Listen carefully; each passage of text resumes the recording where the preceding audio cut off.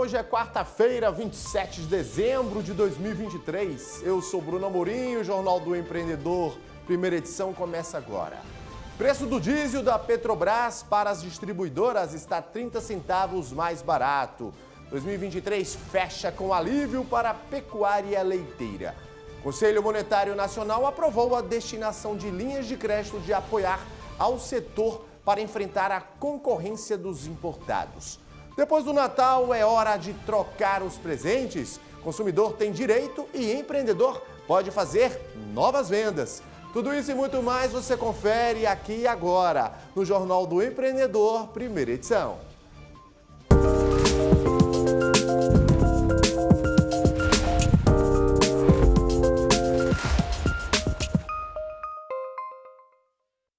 Escuta só essa notícia. A partir de hoje, o preço do litro do diesel que a Petrobras vende às distribuidoras de combustível está 30 centavos mais barato, chegando a R$ 3,48.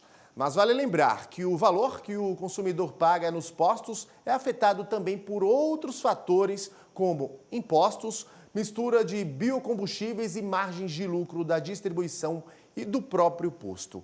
E a partir de 1º de janeiro, começa a valer a reoneração dos combustíveis com a retomada da cobrança dos impostos federais PIS, COFINS, que estava zerada desde 2022 como forma de conter a alta dos preços e, consequentemente, a inflação.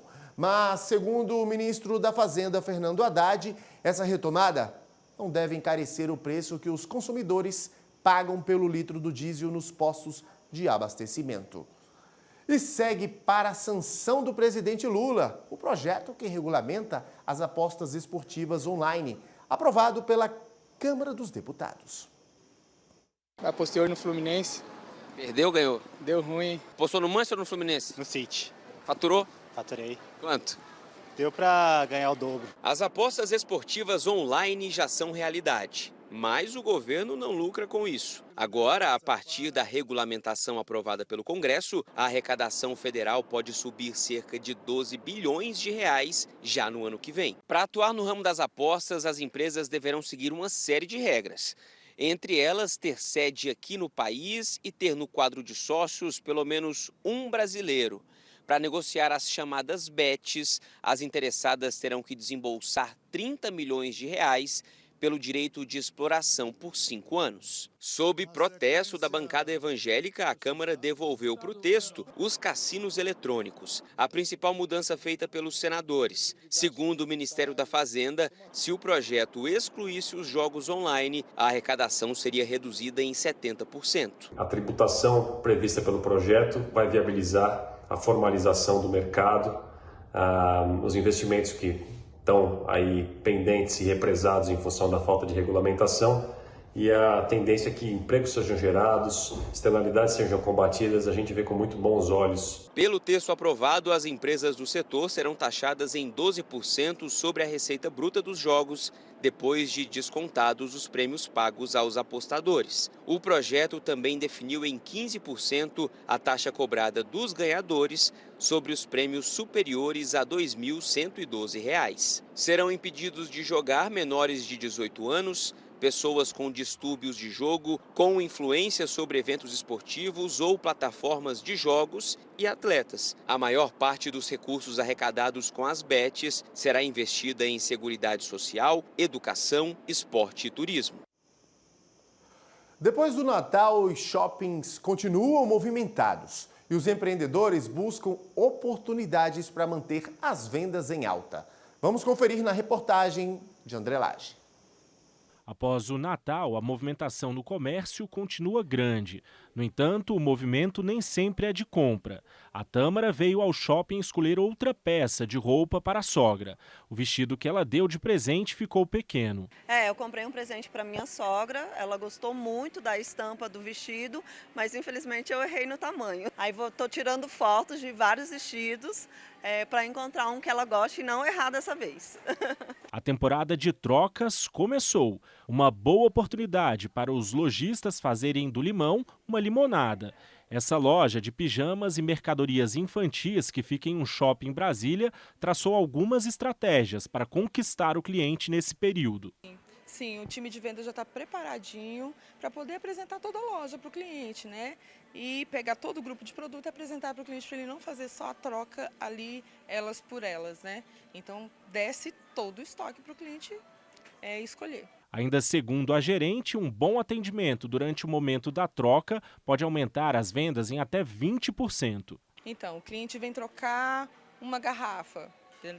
Daí a gente mostra toda a linha praia, mostra as lancheiras, as mochilas do mesmo tema para ele poder ali agregar. As promoções também são boas estratégias para fazer o cliente adquirir mais produtos. Essa loja de maquiagens não perdeu tempo e colocou várias mercadorias com 50% de desconto. A gente sempre gosta de agradar os clientes, né? Então, desconto é tudo.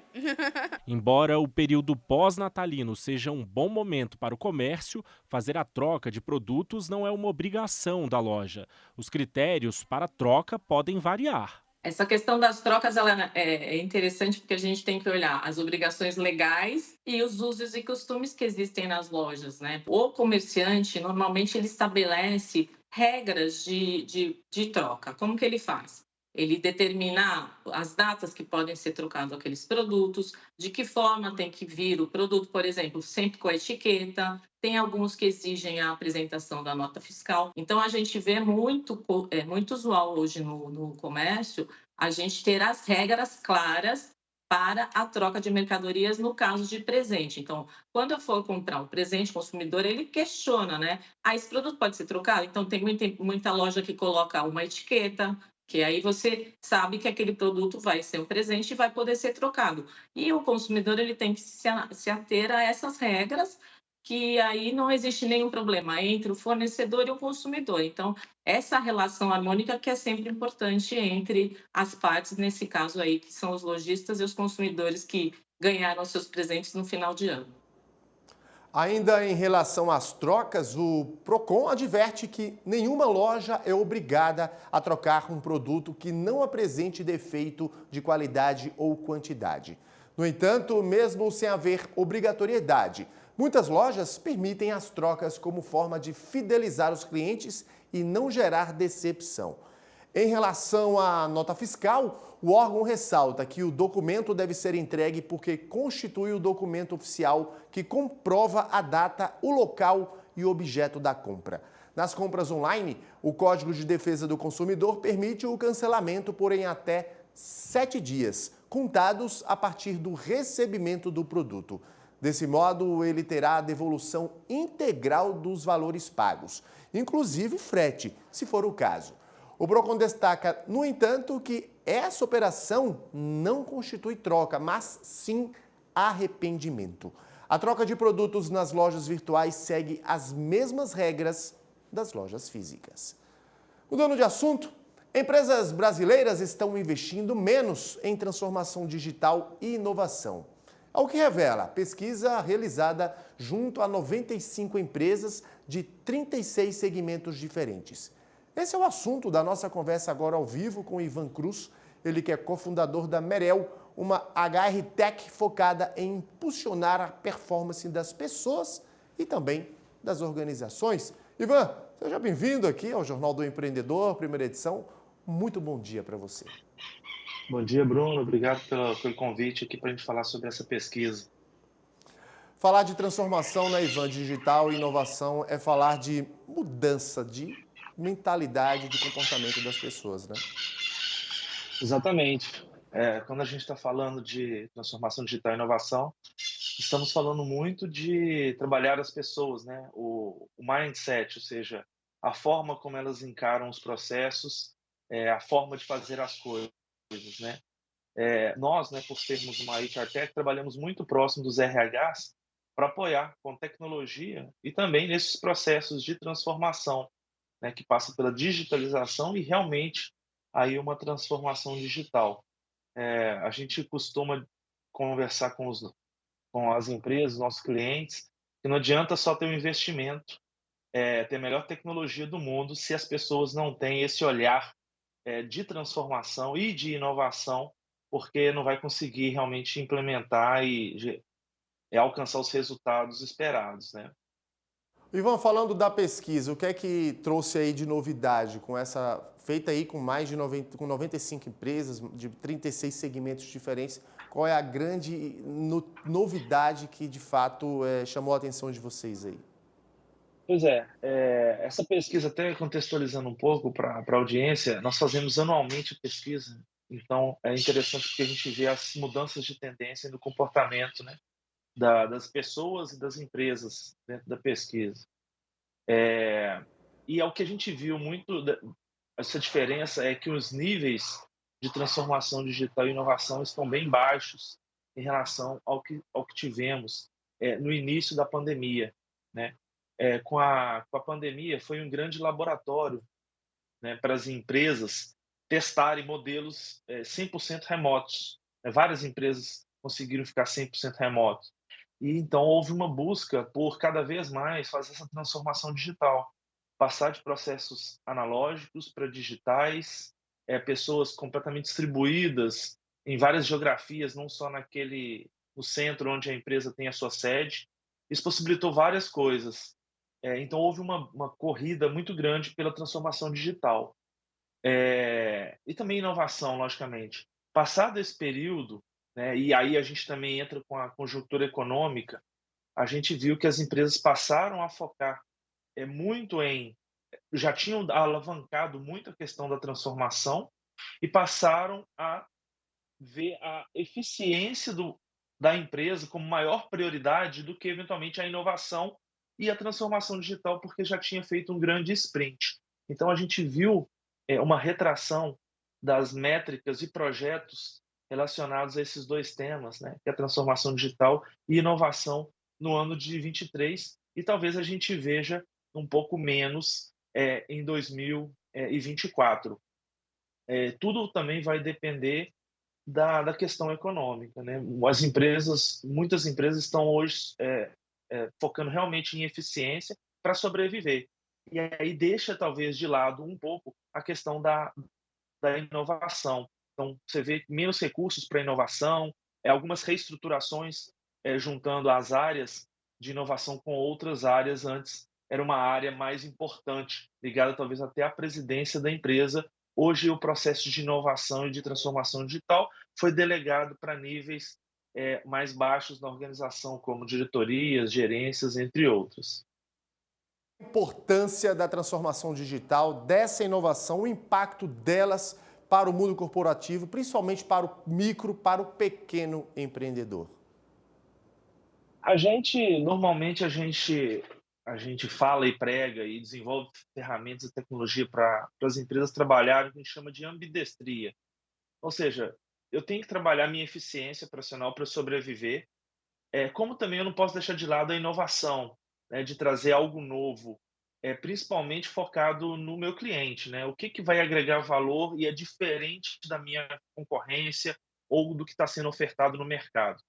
Então a gente prega que as empresas precisam aprender a fazer as duas coisas ao mesmo tempo, né? Ser eficiente, ou seja, o negócio tem que ser rentável, eu tenho que sobreviver, mas também como eu posso melhorar, trazer algo novo para melhorar a experiência do meu consumidor, ou trazer um produto novo, ou um serviço novo. Então, eu não posso deixar de olhar também para a inovação, porque em algum momento, mesmo sendo eficiente, eu posso ser desnecessário com um produto ou serviço desatualizado e tem coisas melhores no mercado. Então, a nossa dica, né, e conversa é sempre você tentar ser as duas coisas ao mesmo tempo. Ou seja, o importante é começar, né, e não fazer parte dessa estatística, né, Ivan? Exatamente, exatamente. Não dá para focar 100% só em uma coisa, né? Lógico que tem vários desafios, mas se você deixar de olhar para a inovação, para a transformação, já já você pode ser ultrapassado e ficar irrelevante no mercado. Mas também não adianta olhar só para inovação e transformação se você não consegue ter o seu negócio fechando, né, pagando as contas, você vai quebrar. Então, é lógico, primeiro a sobrevivência, mas nunca deixe de olhar para a inovação, transformação digital, porque vão ser diferenciais competitivos no futuro próximo. Ivan Cruz, eu quero aqui agradecer sua participação conosco ao vivo no Jornal do Empreendedor, primeira edição. Obrigado, Bruno. E no próximo bloco, como a flexibilidade pode ajudar no ambiente de trabalho? Não sai daí, a gente volta daqui a pouquinho.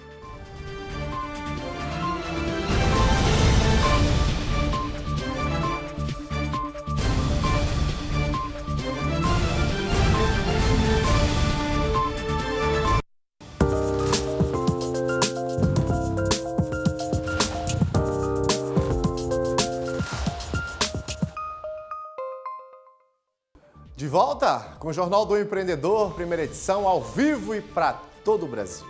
Em um mundo em constante evolução, a busca pela máxima produtividade torna-se essencial para o sucesso organizacional, uma variável muitas vezes subestimada. Nessa equação é o ambiente organizacional. Este é o tema da coluna GTD desta semana, gravada pelo instrutor Tiago Alves. Segundo ele, a flexibilidade pode ser a chave do sucesso de um bom ambiente de trabalho. Vamos conferir. O ambiente de trabalho impacta profundamente na motivação dos colaboradores e, por consequência, na sua produtividade. Então, seja o espaço físico ou até mesmo o relacionamento, o ambiente social, com a equipe, gestores, isso sempre vai influenciar de forma grande a nossa produtividade. Então, por isso que requer uma atenção sempre olhar para esse ambiente organizacional dentro da questão da produtividade. Quando a gente fala de flexibilidade, isso ajuda muito na motivação dos colaboradores. Então, a flexibilidade a gente pode abordar de diversas formas. Então, você pode ter a flexibilidade no horário. O colaborador determinar qual é o horário que ele vai trabalhar, a forma que ele vai dividir esse tempo durante as suas atividades no dia, porque muitas vezes o que vai importar é aquilo que ele vai entregar, e não necessariamente o momento em que ele faz essas atividades. Por isso mesmo, algumas pessoas podem identificar quando elas se sentem mais dispostas para executar o seu trabalho. Alguns preferem trabalhar pela manhã, outras pela tarde ou no início da noite. Ter essa flexibilidade ajuda o colaborador a entender como é que ele vai alinhar o nível de energia dele com o nível de energia com aquela atividade que é demandada. Então, algumas atividades requerem um pouco menos de energia, outras vão demandar muito mais energia, tanto física como cognição mesmo. Então, isso ajuda muito ao colaborador alinhar aquilo que a atividade precisa com aquilo que ele pode oferecer. Então, além da flexibilidade de horário, em alguns casos existe a flexibilidade do ambiente. O colaborador poder escolher o ambiente que ele trabalha pode ajudar muito no dia a dia, até mesmo para ele alinhar expectativas da vida pessoal com a vida profissional. Então, em alguns casos específicos, ter essa autonomia de escolher quando ir para o escritório pode ser muito benéfico para a equipe. Então, determinar o número X de vezes que o colaborador precisa ir para o escritório e outros em que ele pode escolher de trabalhar de casa ou em qualquer outro lugar que ele tenha essa possibilidade. Então, a flexibilidade vai muito disso. O horário que eu trabalho, o ambiente que eu trabalho e também muito na forma em que eu executo as minhas atividades e naquele projeto que eu estou trabalhando. Então, quando existe essa possibilidade, isso ajuda muito o colaborador a começar a desenvolver a sua autonomia, desenvolver um senso de autorresponsabilidade e, principalmente, se sentir parte daquele negócio. Então, quando ele sente que faz parte da atividade, da tomada de decisão, isso contribui para que ele cresça e, por consequência, ele acabe gerando mais receitas para o empreendimento. Então, isso é muito importante de um aspecto geral para a empresa. O instrutor Tiago Alves destaca também que um bom ambiente de trabalho acaba tendo como consequência o desenvolvimento da autonomia dos funcionários. Segundo ele, isso incentiva a inovação dentro da empresa. A equipe autogerenciável, a base dela é a responsabilidade. Então, a pessoa ter a autonomia e a responsabilidade para gerar, né, as demandas, para entender como trabalhar, qual é o melhor formato e poder personalizar. Isso é muito importante porque a equipe mesmo vai desenvolvendo, identificando problemas, soluções. Essa é a receita, a matéria-prima fundamental para a inovação. Quando as pessoas sentem que ela tem uma liberdade maior e uma autonomia, elas se sentem livres para criar. e a criatividade vai gerar muita inovação para sua empresa. Então é importante as pessoas terem essa autonomia, mas é sempre também, né, uma questão que a gente evidencia bastante, é você fazer a avaliação. Então é importante fazer a avaliação de como é a maturidade da área em questão, daquela equipe envolvida e também dos indivíduos. Então, você avaliar qual é o nível de autonomia que você pode entregar para determinada equipe, para determinada pessoa. Então, fazendo essa avaliação, você vai conseguir dar um nível mais adequado no seu dia a dia. Então, avaliar sempre a maturidade da equipe e como que ela vai lidar no dia a dia com essa autonomia que você está oferecendo, para que também não vire uma questão de desorganização. Então, por isso é sempre importante fazer essa autoavaliação, avaliar a equipe, a maturidade dos setores e entender qual é a profundidade que você pode entregar para essas pessoas para que ela tenha essa liberdade para criar. Ele explica ainda que as mudanças para melhorar o ambiente de trabalho precisam ser implementadas com calma e planejamento. É muito importante a gente entender que o indivíduo, ele tem a produtividade dele, mas tudo ao redor impacta. Então, desde o ambiente, a clareza nas metas, tudo isso vai contribuindo pouco a pouco para que ele tenha ali a estrutura para conseguir entregar o máximo que ele pode. Então, tudo isso vai impactar diretamente. Cabe muito à empresa, aos empreendedores, avaliar flexibilidade, autonomia, responsabilidade. Criar uma estrutura de avaliação vai contribuir para que você entenda como que isso vai impactar diretamente na sua equipe e como que você pode trazer esses elementos. Como essa questão da autonomia, do ambiente, é uma questão cultural, a gente entende que esse movimento vai levar um certo tempo. Então, os resultados podem aparecer de curto, médio e longo prazo, mas a ideia é sempre a gente visualizar. Aquele resultado que eu espero lá na frente só vai chegar se eu começar a criar pequenas ações agora. Então, se lá na frente eu quero uma equipe autogerenciável, eu posso entender o que eu consigo fazer agora para começar a trabalhar nessa cultura. Porque se eu tentar mudar a chave de um dia para o outro, isso pode gerar confusão, insatisfação e talvez trazer até o sentimento reverso, desmotivar a equipe e diminuir a produtividade. Porque na prática, a mudança muitas vezes assusta, mas não pela mudança em si, mas pela ameaça que ela pode causar no ambiente de trabalho. Então, se os funcionários se sentem ameaçados com essa mudança, eles tendem a resistir um pouco. Se eles vão entendendo, você vai trabalhando nisso aos poucos, eles vão absorvendo, internalizando, e pouco a pouco isso vai fazendo parte do dia a dia. Então, toda mudança começa com agora. Então, se eu quero lá na frente mudar a minha equipe, ter uma equipe produtiva, independente do ambiente em que ela trabalhe, eu preciso começar a fazer isso agora. Porque na prática, a produtividade não vai estar ligada em trabalhar no escritório, trabalhar de casa, mas sim na relação em que os colaboradores têm com esse trabalho. E pouco a pouco eles vão entendendo quando e como eles conseguem ser mais produtivos. E assim eles vão contribuir e vão ser mais produtivos justamente pelo senso de pertencimento ao negócio. Isso é muito bom, porque faz parte do processo de gestão, inovação e totalmente alinhado com a estratégia. Então, se você quer uma empresa com funcionários estratégicos, forneça a matéria-prima para que eles consigam isso daqui para frente. Pois é, dicas valiosas para você, empreendedor, ser mais produtivo e ter mais sucesso no seu ambiente de negócios. Após muitos desafios, o ano chega ao fim com um alívio para a pecuária de leite. O Conselho Monetário Nacional aprovou a destinação de linhas de crédito para apoiar o setor, que vem enfrentando a concorrência de um grande volume de produto importado. A importação de leite em pó e derivados da Argentina e Uruguai tem prejudicado os produtores de leite brasileiros. Só em novembro, as importações tiveram uma alta de 33,6% em relação ao mesmo mês do ano passado.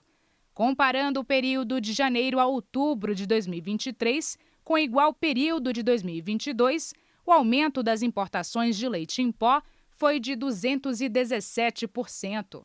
Há o entendimento de que as importações oriundas do Mercosul, elas que têm trazido maior gravidade para essa situação do leite. No fim de agosto, foi publicada uma portaria no Diário Oficial da União, liberando um orçamento de 100 milhões para a compra pública de leite.